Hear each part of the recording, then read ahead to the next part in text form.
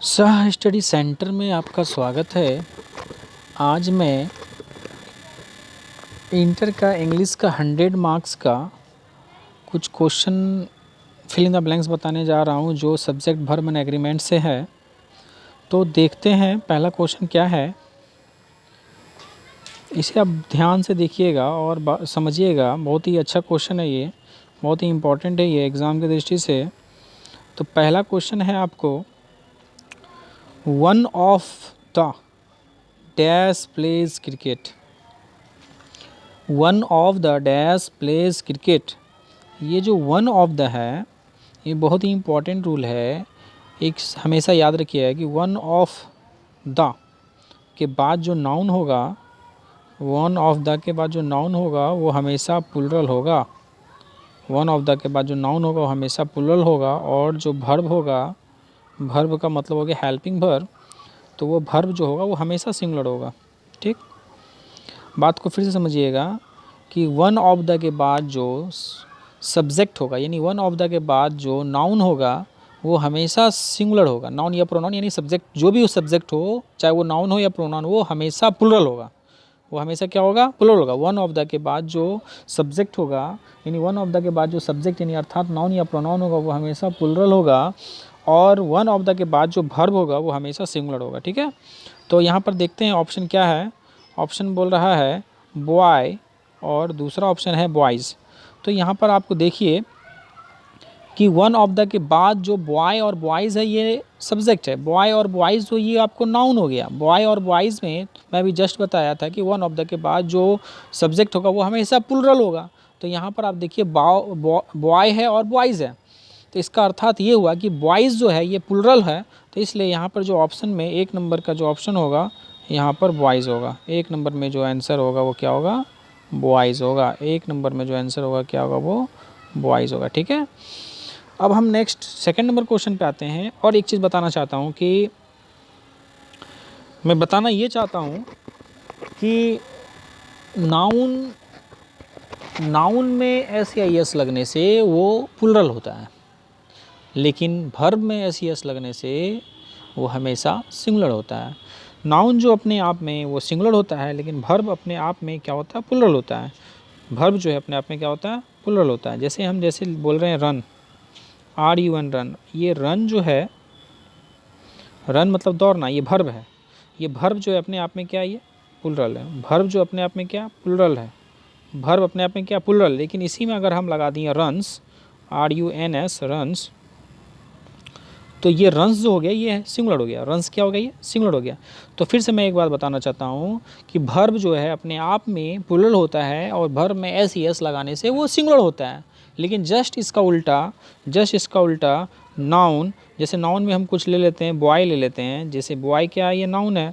तो बॉय जो अपने आप में ये सिंगुलर है। बॉय जो अपने आप में क्या है? ये सिंगुलर है। बॉय अपने आप में क्या है? सिंगुलर है। लेकिन बॉयज़ जो है ये, यानी बॉय में जब एस या ई एस लगाते हैं, यानी बॉयज़ में जब एस लगाएंगे तो ये क्या हो जाएगा? प्लुरल हो जाएगा। तो आपको समझ में आ ही गया होगा कि नाउन जो है अपने आप में सिंगुलर होता है, लेकिन भर्ब अपने आप में प्लुरल होता है। तो नाउन में एस ई एस लगाएंगे तो प्लुरल होगा, और भर्ब में एस ई एस लगाएंगे तो क्या होगा? वो सिंगुलर होगा। तो डेट्स ऑल राइट। तो भर्ब तो आप जान ही रहे हैं। तो यहाँ पर नेक्स्ट क्वेश्चन आप देखते हैं क्या है। क्वेश्चन है second number, one of the students. यहाँ देखिए वन ऑफ द के बाद क्या आया? स्टूडेंट्स। तो यहाँ पर वन ऑफ द स्टूडेंट में एस लगा हुआ है। ठीक है, स्टूडेंट्स है ये। तो one of the students, students क्या हो गया? ये स्टूडेंट्स जो हो गया ये आपको नाउन हो गया। तो स्टूडेंट में एस या एस लग गया तो ये प्लुरल हो गया। तो यहाँ पर जो वन ऑफ द के बाद जो नाउन है वो प्लुरल है, लेकिन यहाँ वन ऑफ द के बाद जो भर्ब होगा यहाँ पर सिंगुलर होगा। हेल्पिंग भर्ब जो होगा वो क्या होगा? सिंगुलर होगा। अब आपको यहाँ पर गौर से देखना है कि इसमें हेल्पिंग भर्ब में ये ध्यान देना है कि हेल्पिंग भर्ब में कौन कौन सा भर्ब है। एक है इज़ है, दूसरा आर है, तीसरा एम है। तो इसमें सिंगुलर भर्ब जो है वो इज़ है। इस एवज में यहाँ पर जो क्या होगा? इज़ होगा। यहाँ पर क्या होगा? इज़ होगा। यहाँ पर क्या होगा? इज़ होगा। ये क्या होगा? इज़ होगा। सेकंड नंबर में इज़ होगा। चलिए आते हैं नेक्स्ट। समझ में आ ही गया होगा। अगर नहीं समझ में आया होगा तो आप कमेंट सेक्शन में ज़रूर कमेंट कीजिएगा, फिर मैं इसको समझाने की कोशिश करूँगा ज़्यादा अच्छा से। क्वेश्चन नंबर तीसरा बोल रहा है, ये जो क्वेश्चन है सब्जेक्ट वर्ब एंड एग्रीमेंट से, ठीक है। ये इंटर और 11th क्लास के लिए बहुत ही मोस्ट इम्पॉर्टेंट क्वेश्चन मैं दे रहा हूँ। ये चाहे किसी भी बोर्ड हो, चाहे वो CBSE बोर्ड हो या बिहार बोर्ड हो या यूपी बोर्ड हो, कोई भी बोर्ड है, उस बोर्ड के लिए ये जो फिल इन द ब्लैंक्स में दे रहा हूँ बहुत ही इंपॉर्टेंट है, आपको यहाँ पर गौर से देखना है। नंबर तीसरा question, Ram and Shyam dash going to Patna. Ram and Shyam dash going to Patna. तो यहाँ पर आपको एक चीज़ समझाना चाहेंगे, यहाँ है राम एंड श्याम, क्या है, राम एंड श्याम, राम एंड श्याम। एक होता है राम एंड श्याम और एक होता है राम और श्याम। तो और तो ध्यान देना है। तो जब भी कोई नाम या और से हो या एंड से हो, जब भी कोई नाउन और से हो या एंड से हो, तो उस पर आप थोड़ा तवज्जो दीजिएगा। तो जब दो नाम के बीच में अगर और रहेगा तो हमेशा सिंगुलर होता है, ठीक है। जब दो नाम के बीच में और होगा तो हमेशा सिंगुलर होता है। और का मतलब होता है या, और का जो मतलब होता है क्या होता है, या। तो ये और जो लग गया यानी कि या तो ये या तो वो। जब भी किसी नाम के बीच में और लगे तो इसका मतलब दोनों नहीं होता, इसका मतलब दोनों में से कोई एक, तो ये हमेशा सिंगुलर होता है। जब भी किसी नाउन में और लग जाए तो वो हमेशा सिंगुलर कहलाता है। और जब भी किसी दो नाम के साथ बीच में एंड लग जाए, जब भी किसी नाम के बीच में एंड लग जाए, दो नाम के बीच में, तो समझ जाना है ये दोनों का बात हो रहा है। ये किसका बात हो रहा है, दोनों का बात हो रहा है। और ये हमेशा क्या होता है, ये हमेशा प्लूरल होता है। ये दोनों का बात हो रहा है तो हमेशा क्या होगा, ये प्लूरल होगा। ये हमेशा क्या होगा, प्लूरल होगा। तो यहाँ पर आपको हम जस्ट बता रहे हैं प्लूरल और सिंगुलर के बारे में। जब दो नाम के बीच में और रहे तो वो सिंगुलर, जब दो नाम के बीच में एंड रहे तो वो प्लूरल होता है। तो अब यहाँ पर क्वेश्चन क्या बोल रहा है, राम एंड श्याम, क्या बोल रहा है, राम एंड श्याम। तो राम एंड श्याम दो का नाम है, दो का नाम यानी प्लूरल है। तो इसमें हेल्पिंग वर्ब जो होगा, ऑप्शन 3 को दिया हुआ है, वाज दिया हुआ है, वेयर दिया हुआ है और इज़ दिया हुआ है। तो इसका मतलब वाज तो होगा नहीं, वाज क्योंकि सिंगुलर हेल्पिंग वर्ब है। इज़ भी होगा नहीं, ये सिंगुलर हेल्पिंग वर्ब है। तो ये है प्लूरल। ये सब्जेक्ट क्या है, प्लूरल। तो सब्जेक्ट प्लूरल सब्जेक्ट के अकॉर्डिंग यहाँ पर प्लूरल हेल्पिंग वर्ब जो होगा वो क्या होगा, प्लूरल हेल्पिंग वर्ब वो वेयर है। तो इसलिए यहाँ पर जो होगा वो क्या होगा, वेयर होगा। यहाँ पर क्या होगा, वेयर होगा। यहाँ पर क्या होगा, वेयर होगा। अब हम आते हैं नेक्स्ट नंबर चौथा। नंबर चौथा में है 2 and 2 dash 4। अब यहाँ पर ये वाली क्वेश्चन देखिएगा, इसमें अक्सर स्टूडेंट को कन्फ्यूजिंग होती है। ये जो है जनरली इसमें सिंगुलर भी लगती है और प्लूरल भी लगता है। आप सिंगुलर हेल्पिंग वर्ब भी लगा सकते हैं और इसमें प्लूरल हेल्पिंग वर्ब लगा सकते हैं। लेकिन अकॉर्डिंग टू मी मैं ये कहना चाहता हूँ, इसमें सबसे बेस्ट जो माना जाएगा वो सिंगुलर हेल्पिंग वर्ब होगा। क्यों सिंगुलर हेल्पिंग वर्ब माना जाएगा, इसमें सिंगुलर हेल्पिंग वर्ब इसलिए बढ़ा जाएगा क्योंकि 2 और 2 मिल करके 2 + 2 यानी 2 और 2 मिल करके क्या बनता है, 4। 2 और 2 मिल के 4 बनता है। जब कोई मिल करके 1 बनता है तो उसमें हमेशा सिंगुलर हेल्पिंग वर्ब लगता है। इस एवज में 2 and 2 के साथ जो लगेगा वो इज़ लगेगा। क्या लगेगा, इज़ लगेगा। 2 and 2 के साथ जो लगेगा क्या लगेगा, इज़ लगेगा। तो यहाँ पर क्या भराएगा, इज़ भराएगा। लेकिन एक चीज़ और, इसमें आर भी लगा सकते हैं, आर गलत नहीं है, आर भी लग सकता है, लेकिन जनरली इज़ लगाइएगा तो ज़्यादा अच्छा रहेगा, ठीक है। अब हम नेक्स्ट आते हैं, मैंने समझा दिया क्यों इज़ लगेगा क्यों आर लगेगा। नेक्स्ट क्वेश्चन है राइस एंड करी। करी का स्पेलिंग यहाँ पर गलत है, CURRY करी। करी का स्पेलिंग क्या होगा, CURRY। यहाँ पर क्या होगा, करी। करी मतलब होता है दाल या सब्जी का, कड़ी दाल को ही बोलते हैं, दाल का छोंक लगाया हुआ जो दाल होता है वो कड़ी। यहाँ पर बोल रहा है राइस एंड करी, चावल और दाल। इसका मतलब हो गया चावल और करी माय फेवरेट डिश है, मेरा फेवरेट डिश है। चावल और करी जो है क्या है, मेरा फेवरेट डिश है। इस अकॉर्डिंग जब हम पहले भी जस्ट बताएं, जब दो चीज़ मिल करके एक होता है तो वो हमेशा सिंगुलर होता है। तो यहाँ पर जो है चावल और दाल दोनों मिल के हम लोग खाते हैं और दोनों मिल करके एक हो जाता है। जब दोनों मिल करके एक होता है, जो मिक्स हो जाएगा, मिक्स करके हम खाते हैं, तो इस एवज में यहाँ सिंगुलर होगा, इसलिए यहाँ पर इज़ होगा। अगेन मैं बताना चाहता हूँ कि जब दो चीज़ मिल करके एक होता है तो हमेशा सिंगुलर होता है, इसलिए यहाँ पर राइस एंड करी के साथ हमेशा इज़ होगा। इसी टाइप से और भी क्वेश्चन है, जैसे कि ब्रेड एंड बटर मिला के खाते हैं, दोनों मिल करके बनता है, इसलिए ब्रेड एंड बटर भी सिंगुलर है।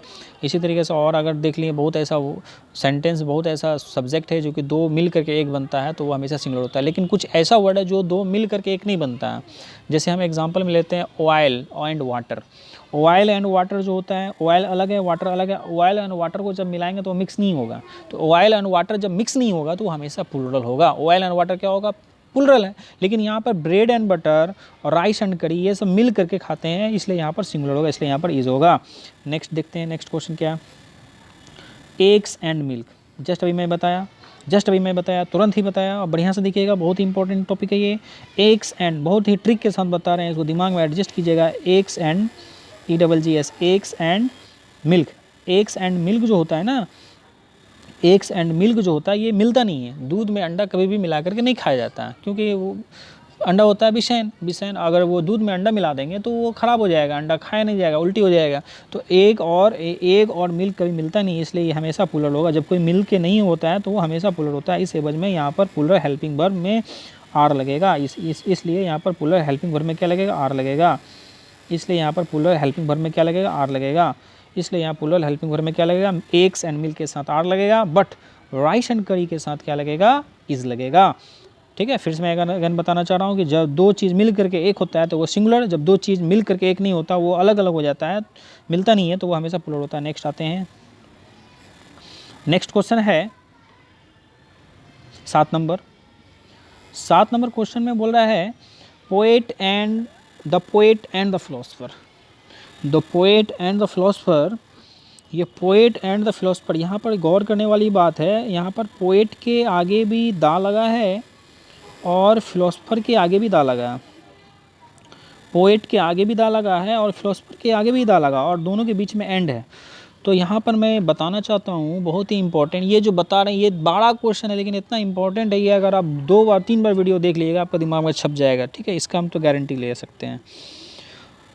यहाँ पर पोएट के आगे भी दा है और फिलोसफर के आगे दा। जब दोनों के आगे दा हो और बीच में एंड हो तो इसका मतलब दोनों अलग अलग हैं। दोनों क्या हैं? अलग अलग हैं। दोनों क्या हैं? अलग अलग हैं।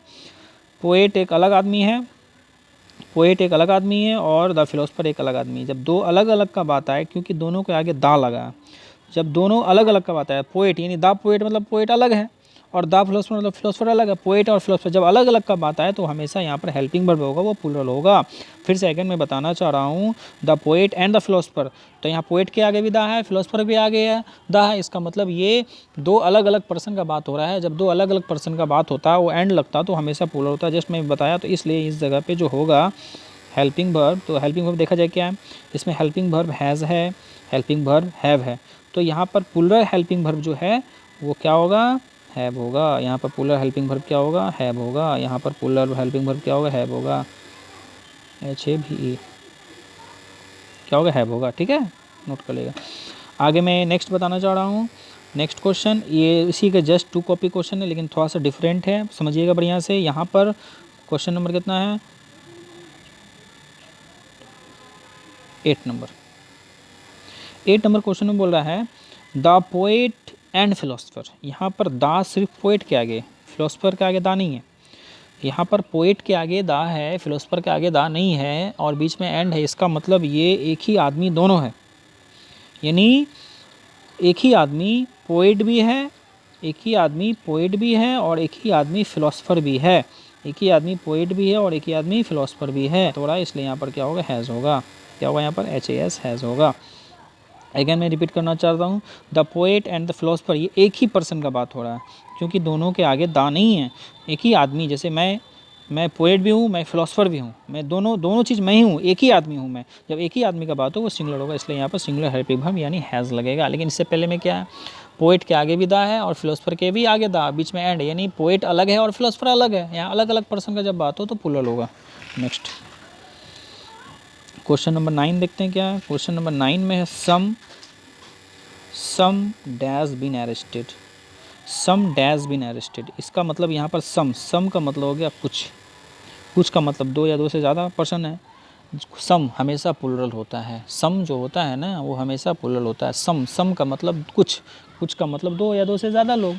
अगर एक आदमी रहेगा तो 1 बोलेंगे, यहाँ पर तो 1 तो है ही नहीं है, सम है। सम का मतलब 2 या 2 से ज़्यादा। जब 2 या 2 से ज़्यादा हो तो 2 से ज़्यादा आदमी का जब बात हो वो हमेशा प्लूरल होता है, इसलिए एवज में यहाँ पर हेल्पिंग वर्ब के रूप में हैव होगा।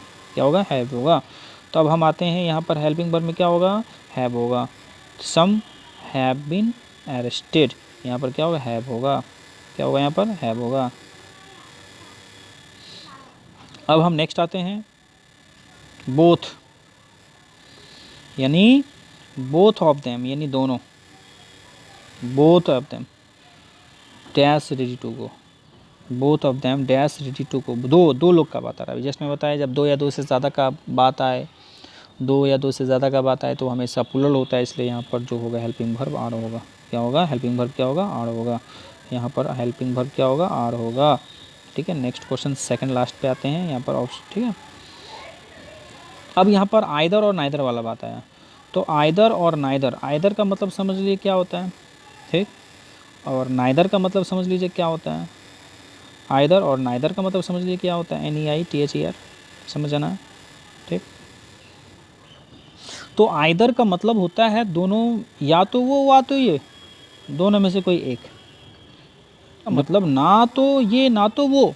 नाइदर को हमेशा नॉट से इंडिकेट करते हैं, नाइदर के साथ हमेशा नॉट होता है और आइदर के साथ हमेशा ओ और ऑड होता है। ये बात हमेशा याद रखना है।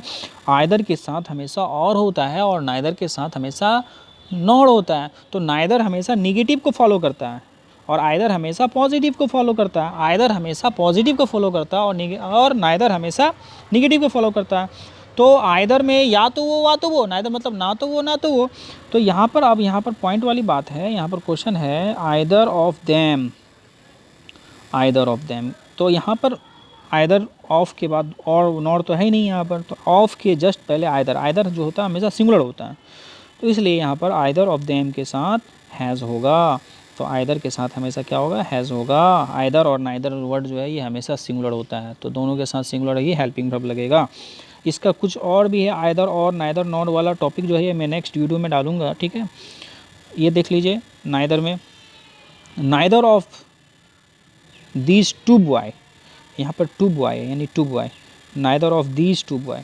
क्वेश्चन को हम यहाँ पर लिख दे रहे हैं neither of these two boy. ठीक है, कॉपी में नोट कर लेना है। टू TOW टू है इस जगह पर, TO2 यहाँ गलत से लिख दी है स्टूडेंट, यहाँ पर टू बॉय होगा, BOYS boys, neither of two boys. देख लीजिए यही लिखा हुआ, neither of two boys, neither of these two boys, neither of these two boys. ठीक है, ये क्वेश्चन में थोड़ा सा मिस्टेक है। तो यहाँ पर ऑफ से जस्ट पहले यहाँ देखना है हमेशा प्रीपोजिशन, प्रीपोजिशन ऑफ है, ऑफ से पहले नाइदर, नाइदर ये सिंगुलर है, तो सिंगुलर के अकॉर्डिंग यहाँ पर जो हेल्पिंग वर्ब होगा वो सिंगुलर हेल्पिंग वर्ब होगा। तो देखते हैं कौन सा हेल्पिंग वर्ब होगा। तो सिंगुलर हेल्पिंग वर्ब के रूप में यहाँ पर इज़ है और आर है, तो आर तो हमेशा प्लूरल होता है और इज़ हमेशा सिंगुलर होता है, तो यहाँ पर इज़ होगा। और एक चीज़ मैं बताना चाहता हूँ, तो यहाँ पर जो है आपको ये समझना है कि हेल्पिंग वर्ब कौन सिंगुलर होता है कौन प्लूरल होता है। तो सिंगुलर हेल्पिंग वर्ब जो होता है, जैसे इज़ हो गया सिंगुलर हेल्पिंग वर्ब हो गया, ठीक, वाज हो गया सिंगुलर हेल्पिंग वर्ब, इज़ हो गया, वाज हो गया, डज हो गया, DOES डज हो गया, हैज़ हो गया, HAS हैज़ हो गया। ये सब जितने भी वर्ड बता रहे हैं ये सिंगुलर हेल्पिंग वर्ब है। विल हो गया, विल हो गया, ये जो है आपको स्क्रीन पे जो नज़र आ रहा है ये सिंगुलर हेल्पिंग वर्ब है और हमेशा सिंगुलर सब्जेक्ट के साथ सिंगुलर हेल्पिंग वर्ब का प्रयोग किया जाता है। सिंगुलर सब्जेक्ट के साथ हमेशा सिंगुलर हेल्पिंग वर्ब का प्रयोग किया जाता है। और प्लूरल हेल्पिंग वर्ब देख लेते हैं। प्लूरल हेल्पिंग वर्ब कौन कौन होता है, तो प्लूरल हेल्पिंग वर्ब में आएगा फर्स्ट में हैव ले लेते हैं, HAV हैव, आर ले लेते हैं, ARE, वेयर ले लेते हैं, WERE वेयर, ठीक, DO ले लेते हैं, सेल ले लेते हैं, SHALL सेल, SHALL। तो ये जो बात है यहाँ पर ये प्लूरल हेल्पिंग वर्ब, स्क्रीन में जो आपको नज़र आ रहा है ये प्लूरल हेल्पिंग वर्ब हो गया और इससे पहले जो जैसे स्क्रीन में मैं बताया था वो सिंगुलर हेल्पिंग वर्ब है। ठीक है, अगर वीडियो पसंद आया तो लाइक कीजिए और शेयर कीजिए और चैनल को सब्सक्राइब मत भूलिए। फिर इसी टाइप का नेक्स्ट वीडियो मैं डालूंगा पार्ट नेक्स्ट में। ठीक है, थैंक यू, धन्यवाद।